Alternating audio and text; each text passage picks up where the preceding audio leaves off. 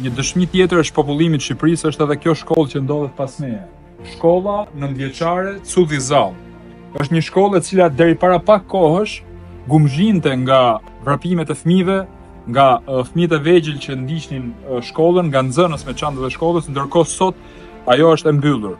Së fundmi më thonë banorët kishte vetëm 5 nxënës dhe u detyrua që të mbyllej dhe këto 5 nxënës tani të shkojnë drejt shkollës Nojës apo drejt shkollës Krujës. Mbyllja e një shkolle çon aty që do hapet një burg. Ka 2 vjet pra që kjo shkollë është mbyllur, edhe ky burim uji që shikojmë këtu ka mbetur vetëm, nuk ka fëmijë të vegjël për të pirë ujë. Ndërkohë nga ana tjetër këtu nuk ka as doktor.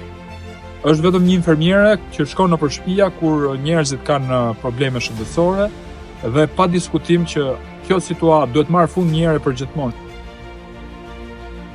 Ndodhem faktikisht në një nga zonat më të mrekullueshme të bashkisë Krujë, bëhet fjalë për malësinë e Krujës. Vetëm disa metra nga qendra e Cullinit.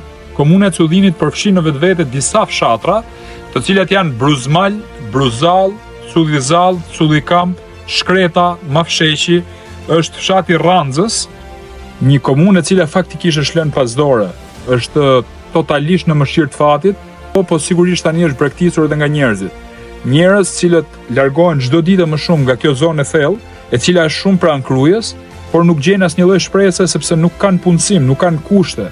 Agjenda për shpopullimin e shqiptarëve ka goditur shumë fort në këtë zonë. Kam gjetur këtë pikë për treguar bukuritë nga një rand të kësaj zone të mrekullueshme. Këtu jam në një nga godinat e rënuara kësaj zone, që ne do ta shikojmë që është simboli se si është braktisur vendi me kohë dhe si kanë ikur njerëzit.